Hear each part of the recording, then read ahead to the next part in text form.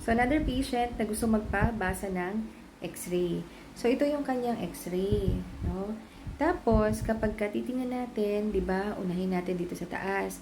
Pagtingin natin dito, kulay itim naman siya, walang mga puti-puti, pero pagtingin natin dito sa right, di ba, parang may mga puti-puti dyan, no? So, pagka ganyan, pwedeng may history ng TB, or baka mamaya nagkaroon siya ng history ng inuubo, naglalagnat sa hapon, pwedeng hirap huminga, pwedeng shortness of breath, pwedeng may plema, or low-grade fever sa hapon, sakit ng likod, sakit ng dibdib dito sa area kung saan affected ito.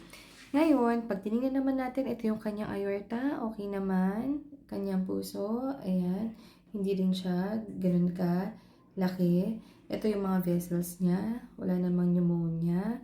So, ito yung mga buto-buto niya. Ayun o, spine o. Kita niyo yung mga spine niya. So, wala namang problema. Ngayon, ang naging reading sa kanya x-ray ay...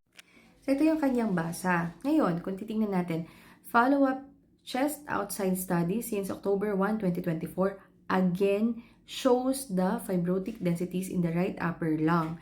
So, ibig sabihin niyan, dun sa nagbasa nito, meron siyang mapapag-comparean na x-ray. So, noong October 1, yung nakita natin na puti-puti dun sa right upper lung niya, nandun na talaga noong October 1. Ngayon, nagpa-x-ray siya ulit. Siguro ngayon, January or ngayong February or noong December, nakita pa rin dun yung scar. Pero, ang sabi dito is, nakita yung scar pero mukhang walang bagong change. So, pwedeng naging stable na yung scar niya or wala siyang relapse or hindi ulit nag-infect ng, alam mo, kung TB man yan. So, walang changes. So, kapag ganun, mas gusto natin yun kesa kapag nag-ulit ka ng x-ray, makikita mo na may changes at mas lumaki. So, ibig sabihin, pag ganun, active ang iyong TB. Ngayon, kung no change, okay yan.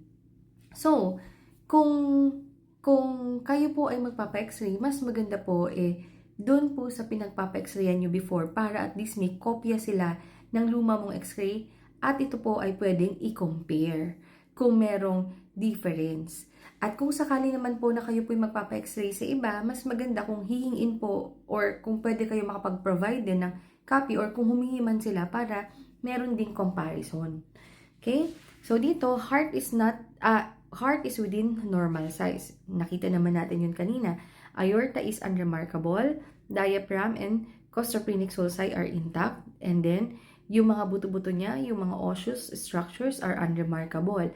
Yung spine, yung ribs, and then no other significant interval chest finding. So, ang meaning lang ito, nakita pa rin dun sa kanyang x-ray yung nakita na noong October 1, 2024 na fibrotic or parang scar sa kanyang baga sa kanan bahagi ng kanyang lungs. So, sana ay nakatulong. Ingat at bawal magkasakit.